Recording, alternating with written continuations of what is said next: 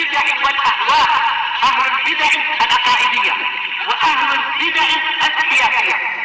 نقول بيننا وبينكم السلف، بيننا وبينكم الكتب، كان فيقول البدع بيننا وبينكم. Bismillahirrahmanirrahim. Alhamdulillahirabbil alamin. Wassalatu wassalamu ala rasulihil amin. Wa ala alihi wa ashabihi wa man tabi'ahum bi ihsanin ila yaumiddin. Amma ba'd. Ikhwanil kiram rahimani wa rahimakumullah. Pertemuan yang lalu kita telah sampai pada pendapat yang ke-9 dari pendapat-pendapat yang ada dalam permasalahan kalamullah tabaraka wa ta'ala.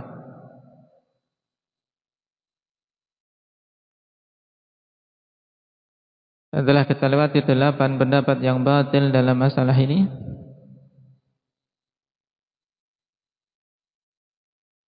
di antara pendapat-pendapat tersebut akhwan, yang paling berbahaya kira-kira yang mana? Endang Arin.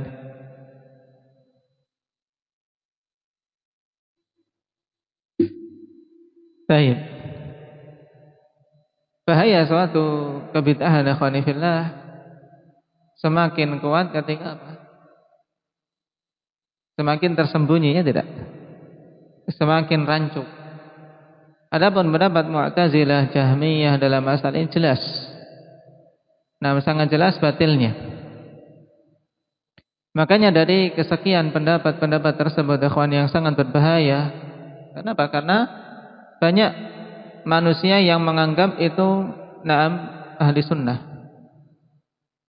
yaitu pendapat Asy'ariyah dan dua golongan lain yang hampir serupa, yaitu siapa?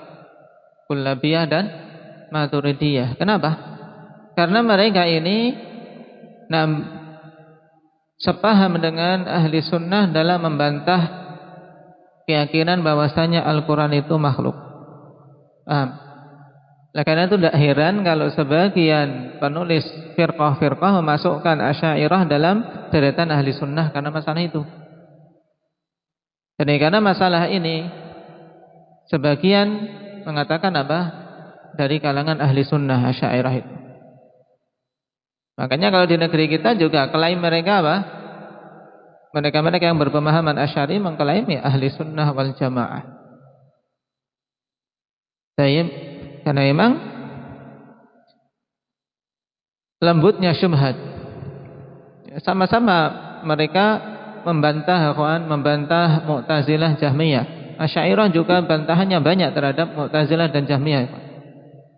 Cuman mereka membantah Mu'tazilah dan Jahmiyah dari sisi akal. Nah, dan ahli sunnah wal jamaah membantah mereka dengan dalil. Nah, ini perlu dipahami. Sekarang kita masuk pada pendapat yang ke-9. Wa tasi'iha annahu ta'ala lam yazal mutakalliman idza syaa wa mata syaa wa kaifa syaa. Bahwasanya Allah Subhanahu wa taala senantiasa mutakalliman, senantiasa disifati dengan sifat kalam.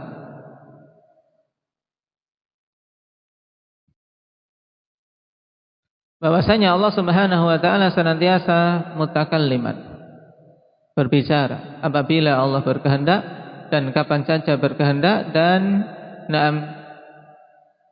dengan kaifiyah sebagaimana yang Allah kehendaki. Wa huwa yatakallamu bihi bi sautin yusma'.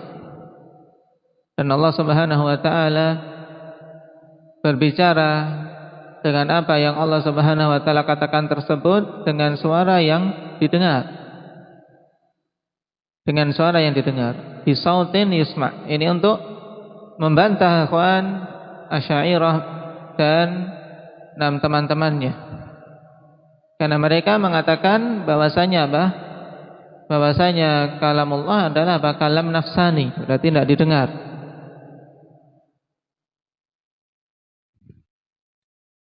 Wa anna naw'al kalami qadimun, dan berkeyakinan bahwasanya jenis dari kalam tersebut qadim. Maksudnya Allah Subhanahu wa taala telah disifati dengan sifat kalam tersebut semenjak azali, tidak berpermulaan.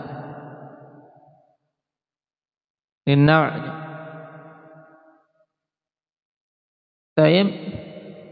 Wa illam yakunis sautul muayyanu qadiman, walaupun suara secara tertentunya itu masing-masingnya itu tidaklah disifati dengan qadim.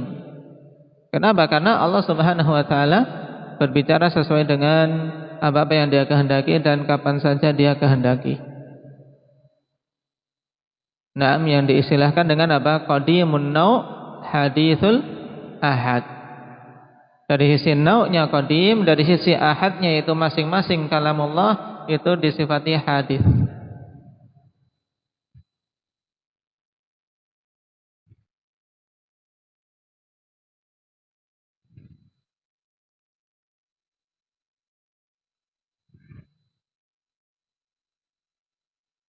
Wa hadzal ma'thuru 'an a'immatil hadits wa sunnah, dan ini telah dinukilkan dari imam-imam ahli hadis dan imam sunnah.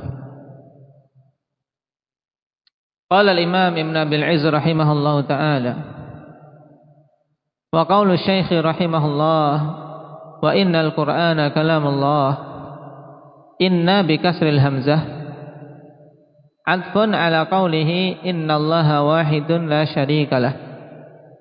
Thumma qala wa inna Muhammadan abduhul mustafa. Berarti kita sekarang masuk pada apa? Inti pembahasan yang ketiga. Inti pembahasan pertama berhubungan dengan apa? Dengan sifat-sifat Allah. Dimulai dari innallaha wahidun la syarikalah. Kemudian pembahasan kedua berhubungan dengan keyakinan tentang Nabi kita Muhammad sallallahu alaihi wasallam. Sekarang masuk pada keyakinan tentang Al-Qur'an. Wa innal Qur'an kalamullah. Kita mengatakan bahwasanya Al-Qur'an itu kalamullah tabaraka wa taala. Dalilnya apa Al-Qur'an itu kalamullah? Indak Iqbal. Qala Allah tabaraka wa ta'ala fi surah At-Taubah, wa in ahadun minal musyrikin istajaraka fa'ajirhu hatta yasma'a kalam Allah, yaitu hatta yasma'al Qur'an.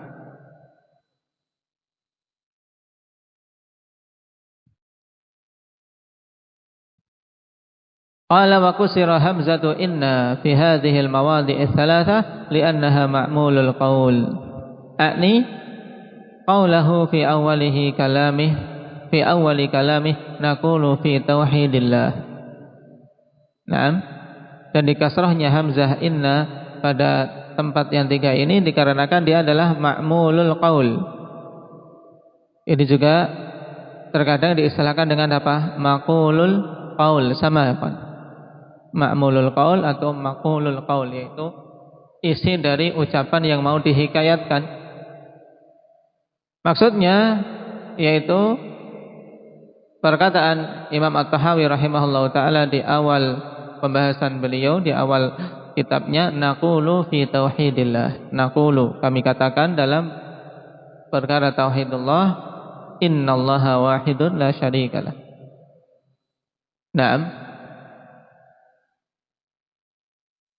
Baik. Wa qawluhu kalamullah minhu bada bila kaifiyati qaulan,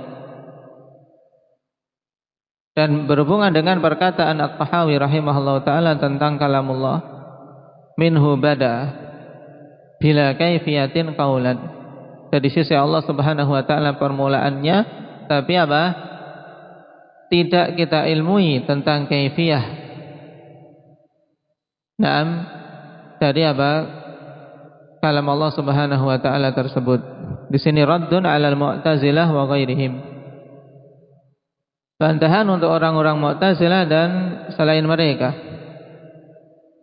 Kenapa? Fa innal mu'tazilata taz'umu anna al-Qur'ana lam yabdu minhu. Dikarenakan orang-orang Mu'tazilah menyangka bahwasanya Al-Qur'an itu tidak bermula dari Allah Subhanahu wa taala. Kama taqaddama hikayatu qaulihim, sebagaimana telah lewat hikayah perkataan mereka. Qalu wa idhafatuhu ilaihi idhafatu tasyrifin. Mereka katakan bahwasanya pengidhafahan kalam kepada Allah dalam ayat tadi misalnya hatta yasma'a kalam Allah. Nah, kalam diidhafahkan kepada Allah. Nah, menurut mereka qalu ini wawu kembali ke siapa, Rifki? Dhamir wawu kembali ke siapa?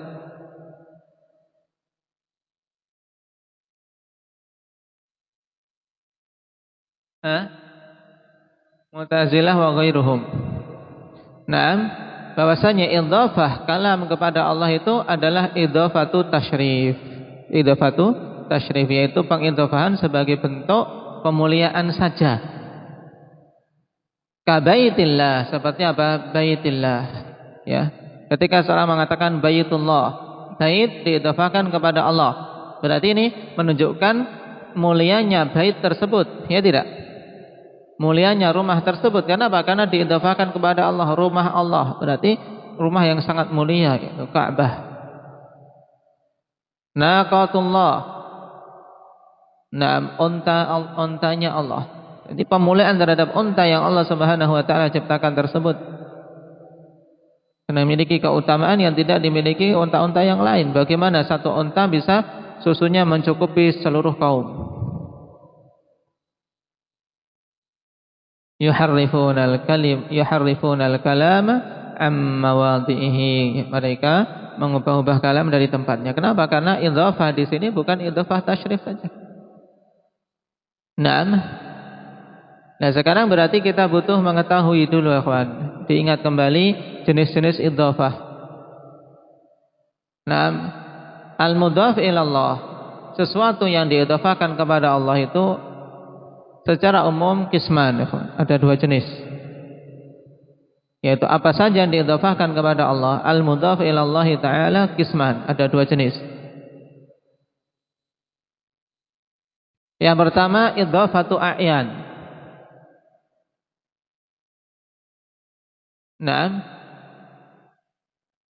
yang kedua idhafatu ma'anin.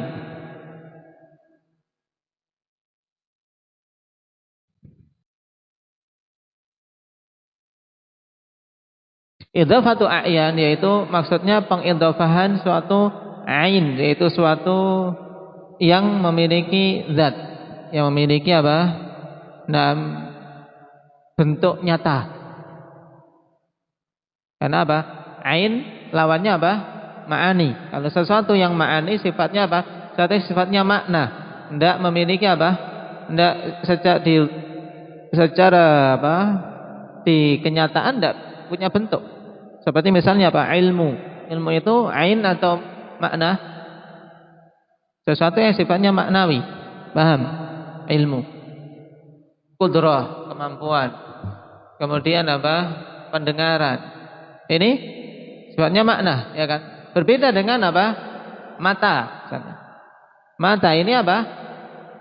Ain, serta punya zat, ya punya bentuk, punya bentuk nyata di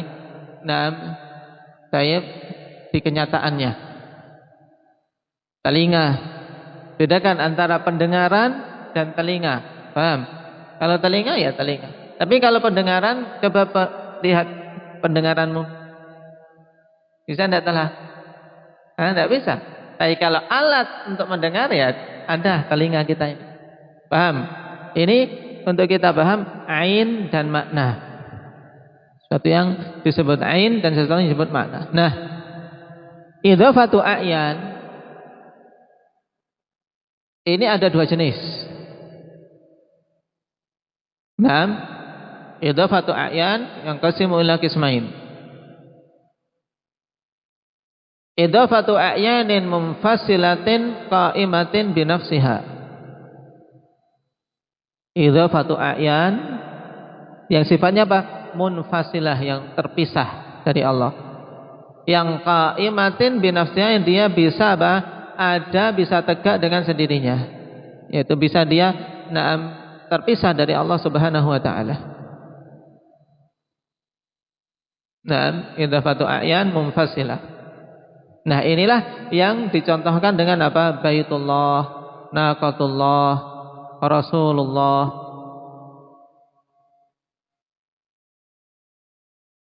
Berarti hukumnya apa untuk yang jenis ini? Fahadha idhafatu makhluqin ila khaliqih. Maka ini adalah apa? Pengidhafahan makhluk kepada penciptanya, yang menunjukkan tentang apa? Ada sisi kemuliaan bagi makhluk itu, yang dikenal dengan idhafatu tasyrif.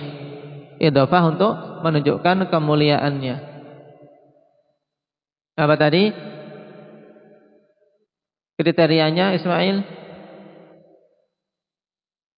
Idhafatu a'yan munfasilatin qaimatin binafsiha. Nah, yaitu idhafah dari hal-hal yang apa? Terpisah dari Allah dan dia bisa apa? Bisa ada. Nah, bisa berdiri sendiri. Contohnya apa tadi Abu Muhammad?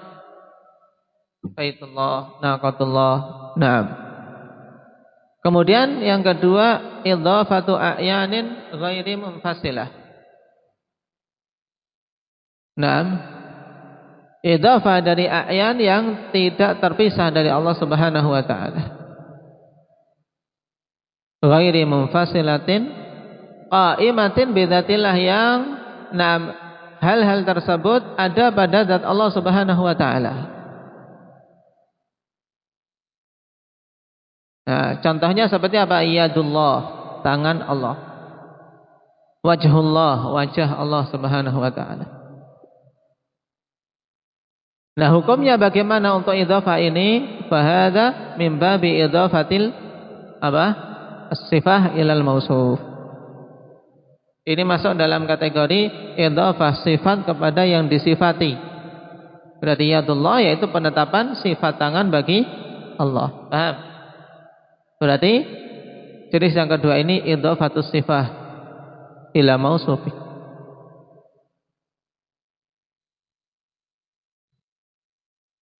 Sekarang masuk pada idhafah ma'anin. Idhafah ma'ani ini juga terbagi jadi dua, kawan.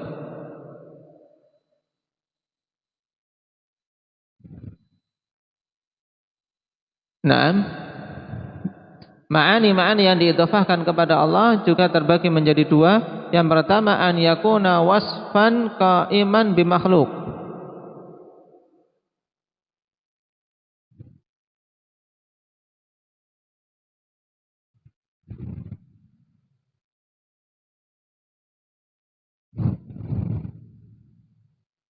An yakuna wasfan qa'iman bimakhluk, di mana ma'ani tersebut merupakan sifat yang ada pada makhluk.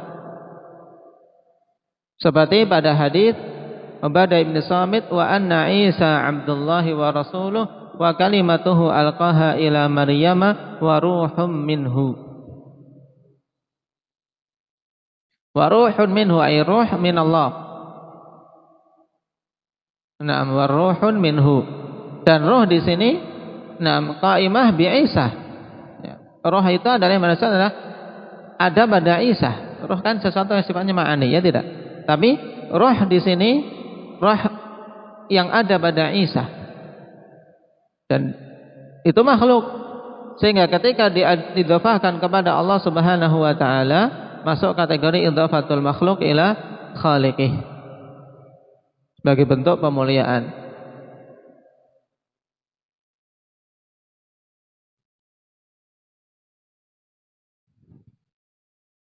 Kemudian yang kedua, an yakuna wasfan ghaira qa'imin bi makhluk, bal qa'imun billahi subhanahu.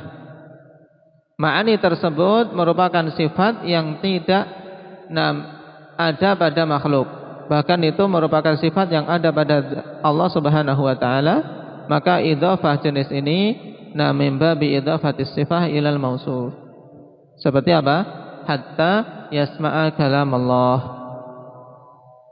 kalam Allah, ilmu Allah, hayatullah, qudratullah, dan seterusnya.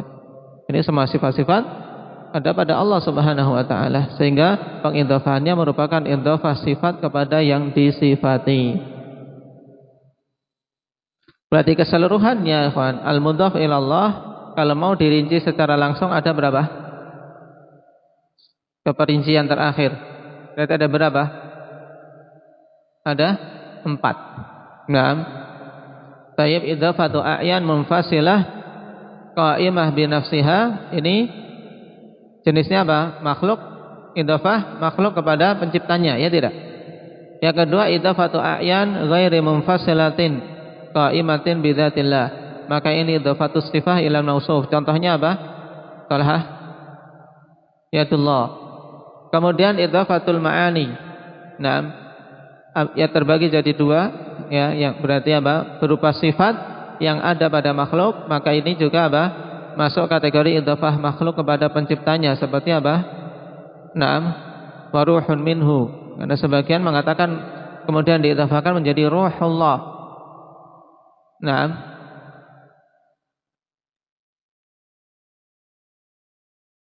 Tayyib wa ruhun minhu. Berarti idhafah yang diinginkan di sini ikhwan, idhafah secara apa? Secara lughawi, bukan secara istilahi dalam ilmu nahwu. Kemudian yang keempat terakhir yaitu berupa apa? An yakuna wasfan ghairu qa'imin bi makhluk bal qa'imun billahi subhanahu. Maka ini idhafah sifat kepada mausufnya. Contohnya apa? Contohnya apa? Ismail, kalamullah tadi. Tayyib. Nah ini antum harus ingat-ingat ini. Nah, karena apa? Ini bermanfaat sekali pada pembahasan-pembahasan yang lainnya dalam ilmu akidah.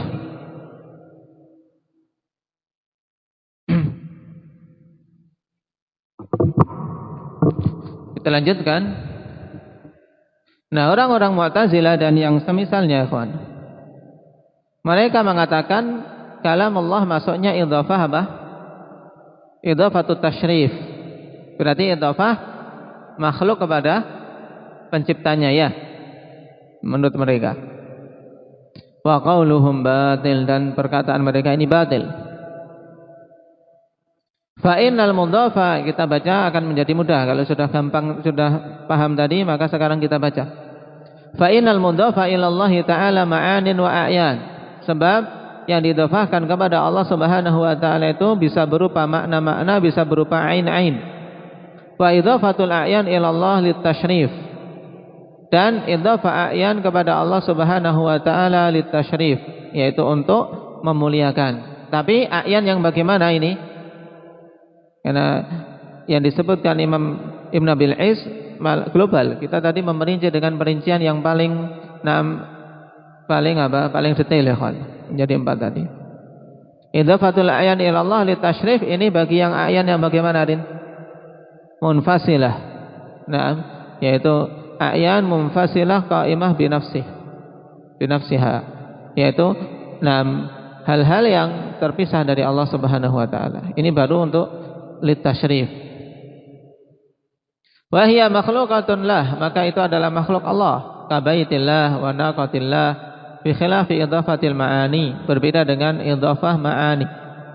Ka ilmillah wa qudratihi wa izzatihi wa jalalihi wa kibriyaihi wa kalamihi wa hayatihi wa uluwihi wa qahrihi. Fa inna hadza kullahu min sifatih.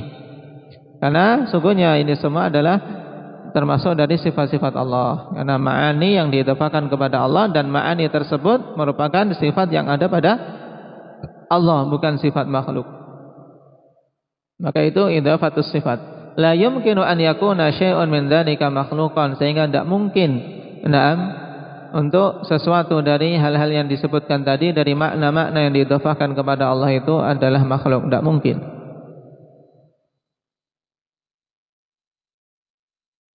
Qala wal wasfu bitakallumi min asafil kamal. Juga sekarang penjabaran secara akli ya kawan.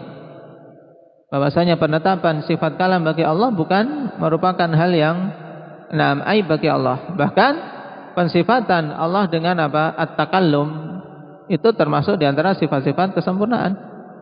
Wa didduhu min awsafin naqs, dan kebalikannya termasuk sifat-sifat kekurangan, bisu, tidak bisa bicara. Qala ta'ala wattakhadha qaumu Musa min ba'dihi min huliyihim ijlan jasadan lahu khuwar alam yarau annahu la yukallimuhum wa la yahdihim sabila. Dan kaum Musa menjadikan setelah perginya Musa dari perhiasan-perhiasan mereka kumpulkan akhirnya menjadi ijlan, menjadi sapi yang memiliki jasad lahu khuwar, punya suara. Tapi ya suara dari berhala paling cuman mungkin karena ada lubang kemudian tertiup angin sehingga ada suara denging atau apa. Alam yara annahu la yukallimuhum wa la yahdihim sabila. Tidakkah mereka melihat bahwasanya angel tersebut tidak akan mampu berbicara kepada mereka dan tidak bisa menunjuki jalan kepada mereka. Di sini celaan kepada berhala itu dari sisi kekurangannya itu apa kekurangannya? Apa kekurangannya Pak Muhammad? Tidak bisa bicara. Fakana ubadul ijli ma'a kufrihim a'rafa billahi minal mu'tazilah. Maka jadinya para penyembah berhala itu bersamaan dengan kekufuran mereka lebih tahu tentang Allah daripada orang-orang Mu'tazilah. Dari sisi mana ya kawan? Di sini pendalilan Ibnu Abil Is mengatakan bahwasanya penyembah berhala ini kalau demikian bersamaan dengan kekufuran mereka lebih paham tentang Allah daripada orang-orang Mu'tazilah. Kenapa? Fa innahum lam yaqulu li Musa wa rabbuka la yatakallamu aidha. Sebab mereka ini tidak mengatakan kepada Musa ketika dikatakan seperti itu, Rabbmu juga tidak bicara. Paham? Mereka tidak bantah Musa. Berarti mengakui bahwasanya Allah Subhanahu wa taala mutakallimun, ya, berbicara.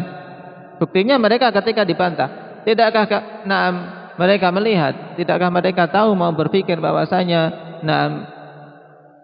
patung yang disembah itu tidak bisa bicara. Biasanya kan kalau yang diibadahi dihina, kemudian orang yang menghina punya sesembahan yang tidak bicara juga, ya akan dibantah juga. Sesembahanmu juga tidak bisa bicara. Tapi para pengikut, siapa yang mengada-adakan ijl ini? Siapa Talha? Samiri. Jadi pengikut Samiri ini tidak membantah Musa alaihi salam dengan perkataan wa rabbuka la yatakallamu ayata. Wa qala ta'ala 'anil ijli aidha, dan Allah Subhanahu wa taala berfirman juga tentang ijl tersebut, afala yarawna alla yarji'u ilaihim qawla wa la yamliku lahum darran wa la naf'a.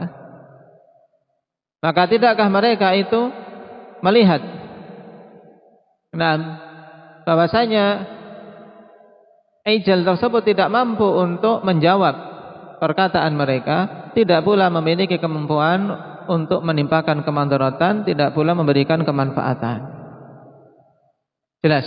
Fa'ulima anna nafya ruju'il qawli wa nafiyat takallumi naqsun.